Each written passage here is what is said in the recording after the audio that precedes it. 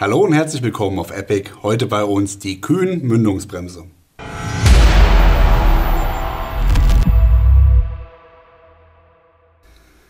Ihr seid Jäger oder Sportschütze, habt eine Langwaffe und habt einen Mündungsfeuerdämpfer oder einen Flashhider oder weiß der Teufel was ihr da vorne drauf gebaut habt auf eure Waffe. Das ist schön und gut, aber natürlich gerade jetzt im Jagdbereich und nach den neuen Gesetzen habt ihr vielleicht dann auch das Bedürfnis, einen Schalldämpfer einzusetzen. Und genau hier kommt die Waffenschmiede Kühn jetzt ins Spiel. Ich habe heute hier den Toni mitgebracht. Den Toni kennt ihr vielleicht schon von dem einen oder anderen Video bei uns, entweder mit Arm ab oder Bein dran, wie auch immer. Er hilft uns ein bisschen und der ist auch bei der Waffenschmiede Kühn derjenige, der dort ein bisschen bei der Konstruktion hilft und auch hier maßgeblich bei der Mündungsbremse mit designt und entwickelt hat. Und von daher habe ich gesagt, komm du doch mal her und stell das Ding mal vor. Ist besser, wenn das jemand erklärt, der wirklich Ahnung davon hat und nicht so einer wie ich. Und von daher, Toni, erzähl mal, was habt ihr euch hier da ausgedacht, was habt ihr hier entwickelt? Hallo erstmal. Ja, hauptsächlich geht es hier um die Mündungsbremse, die wir hier entwickelt haben, die kompatibel mit dem Borlock-System ist. Also ASE Ultra.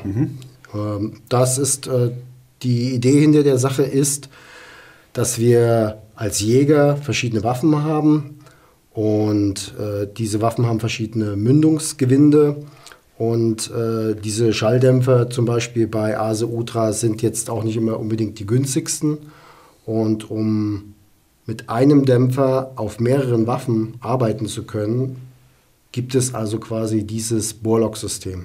Also ich könnte jetzt quasi, wenn ich hergehe bei ASE Ultra und sage, ich hole mir jetzt einen Dämpfer für 308 und ich habe verschiedene Waffen in 308, ja, also was weiß ich, einen Repetierer, einen Halbautomat oder so, dann könnte ich hier die Mündungsbremse draufschrauben und könnte dann den Schalldämpfer zwischen diesen beiden Waffen wechseln. Ne? Und jetzt kommt hier natürlich dazu, weil wir hier auch jetzt, sehe ich ja, zwei unterschiedliche Kaliber haben, 223 und 308 und da gibt es ja diesen Schalldämpfer hier von ASE Ultra. Erzähl mal was zu dem.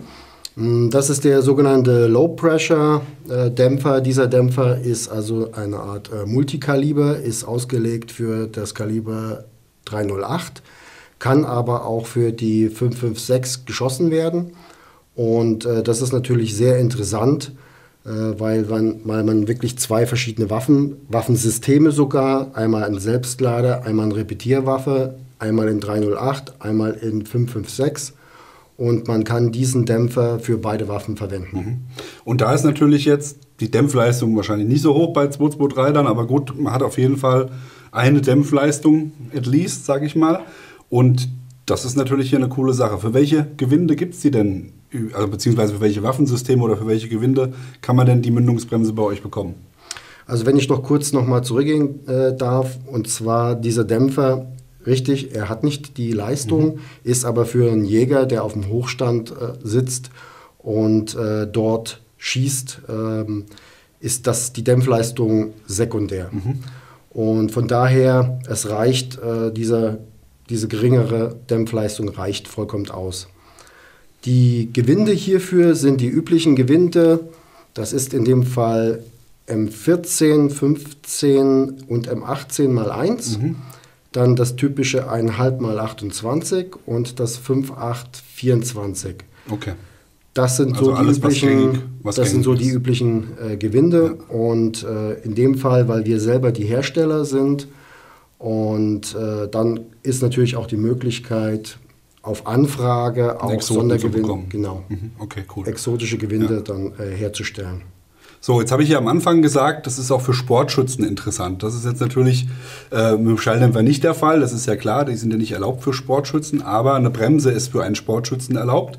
Und jeder, der Sportschütze ist, wird auch schon mal auf dem Stand mit der Bremse oder schon mal auf dem Stand mit jemand war, der eine Bremse geschossen hat, der wird wissen, wenn du dahinter bist, ist alles gut, wenn du daneben bist, hast du die A-Karte gezogen, ne? Weil da geht alles zur Seite ab. Eine Bremse leitet die ganzen Gase zur Seite.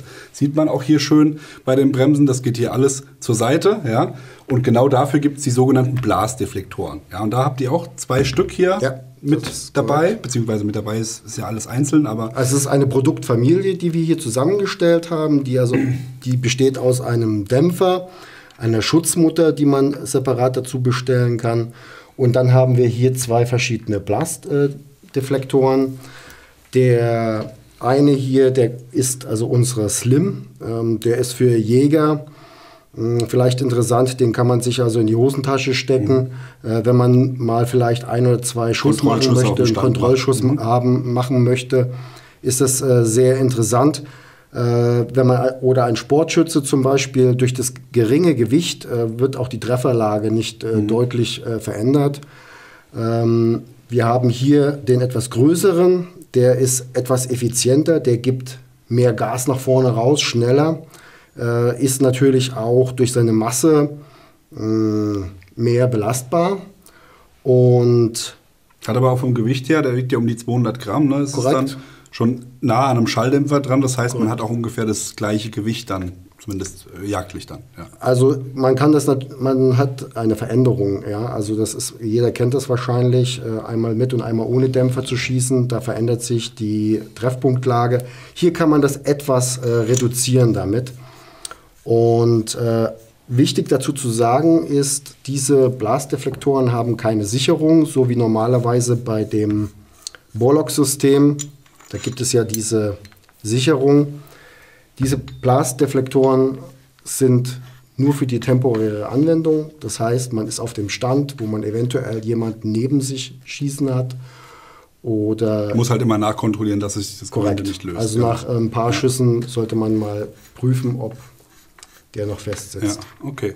Wie ihr sehen könnt hier, ich habe aktuell von ASO Ultra den Flash-Hider im Einsatz auf meinem Sportgewehr und da passt natürlich das Ganze auch, logisch ist, wenn es ASO Ultra kompatibel ist, dann passt das auch auf die Originalteile. Ja. Soll heißen, wer schon ASO Ultra Bremsen hat oder Flash-Hider hat, kann also mit diesen Blasdeflektoren dann sozusagen nachrüsten. Okay. Ich habe jetzt gesehen, hier habt ihr noch ein Feature mit eingebaut. Ne, wenn wir hier, nehmen wir mal gerade hier am Repetiergewehr, hier vorne hast du oben eine gerade Kante. Ja. Da kannst du bestimmt auch noch was dazu sagen. Da haben wir uns ein bisschen was überlegt, weil wir wollten das ja so konzipieren, dass also jeder, wer das Set kauft, das also zu Hause in Eigenregie montieren kann.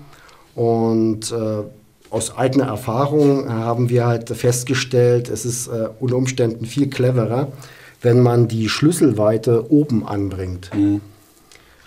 Hat dann den Vorteil für die Montage, man kann also ein Lineal oder etwas Gerades oben aufsetzen und kann wunderbar kontrollieren, ob dann die Mündungsbremse gerade montiert ist. Genau. Ich habe ja hier den Flash-Hider von ASO Ultra drauf. Ne? Und da ist ja keine gerade Auflagefläche hier zum Montieren oben drauf. Aber bei einem Flash-Hider ist es ja auch egal eigentlich, wie ich den drauf montiere.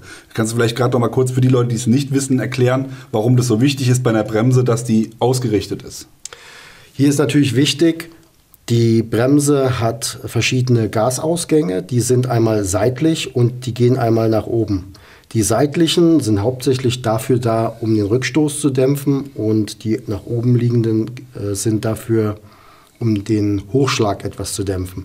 Dementsprechend muss diese Bremse ausgerichtet sein und diese oben liegende Fläche erleichtert das etwas. Wäre das nicht so, wenn sie schräg wäre, dann hätte man natürlich dann irgendwo eine Bewegung in eine Richtung, die man nicht unbedingt wollte.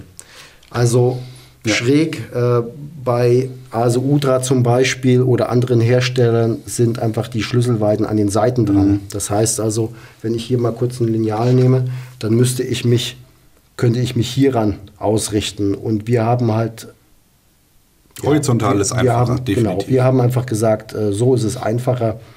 Um die exakte Ausrichtung hinzubekommen, gibt es also hier ein Paket. Das sind verschiedene Scheiben in verschiedenen Dicken.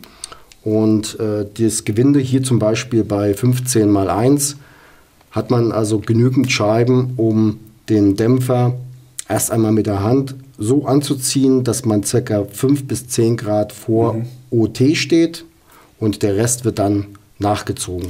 Genau. Okay. Das ist aber alles nochmal genau hier beschrieben, dass man es sich nicht merken muss. In Deutsch, deutsches Unternehmen, deutsche Fertigung, keine Lieferengpässe, hervorragend. Und natürlich ein großer Vorteil, falls irgendjemand mal Schwierigkeiten damit haben sollte oder die Scheiben reichen nicht aus oder wie auch immer, weil auch in diesen Scheiben gibt es Toleranzen. Einfach anrufen und ich denke, da werden wir gut helfen können. So, jetzt haben wir mal gesehen, wie das Ganze funktioniert. Die Bremse tut, was sie soll. Sie verhindert den Rückschlag und sie verhindert den Hochschlag. Jetzt haben wir aber vorab schon mal natürlich darüber gesprochen, dass das nicht die Bremse der vollen Leistung ist, sondern eher eine Universalbremse. Sag vielleicht dazu noch mal 2, 3 Worte. Also das ist natürlich ein sehr universelles Produkt. Wir haben uns Mühe gegeben, dass es also an möglichst vielen Waffen zu montieren ist. Und es ist natürlich schwierig, wenn man eine Bremse hat, die für verschiedene Kaliber funktionieren soll, dann kann man nicht den Fokus also auf diese Wirksamkeit lenken. Wenn wir uns jetzt Mühe geben würden, für exakt diese Waffe etwas zu bauen, dann wäre das etwas anderes. Hier ist der Fokus, dass wir den Dämpfer auf verschiedene Waffensysteme aufbringen können und dennoch haben wir hier eine Wirksamkeit der Bremse und das war eigentlich der hauptsächliche Hintergrund der Sache. Eine Information fehlt mir noch. Das ist jetzt was für ein Material, was da verwendet wird? Also wir haben hier einen Stahl verwendet, der dafür üblich ist. Also kein Aluminium? Nein, es ist kein Aluminium. Die Bremsen sind brüniert und wir geben uns Mühe, wenn wir eine gute Resonanz darauf haben, überlegen wir, ob wir vielleicht die Familie etwas erweitern, beziehungsweise auch überlegen wir uns, ob wir vielleicht aus Edelstahl mal was fertigen, für die Sportschützen eventuell interessant. Das kommt dann, je nachdem, wie dann der Absatz ist von diesen Produkten, die wir hier vorgestellt haben heute. Ja, wir sind gespannt, wir werden das weiter verfolgen. Die Waffenschmiede Kühn im Internet findet ihr unten im Link eingeblendet. Toni, vielen, vielen Dank für die Vorführung, für das Zeigen der Produkte. Und ja, bleibt am Ball. Habt ihr noch Fragen zum Produkt? Dann schreibt es in die Kommentare. Wenn euch das Video gefallen hat, wie immer an dieser Stelle liken, Abo und die Glocke klicken. Und dann sehen wir uns beim nächsten Mal. Bis dann. Macht's gut. Bye, bye. Ciao. Ciao.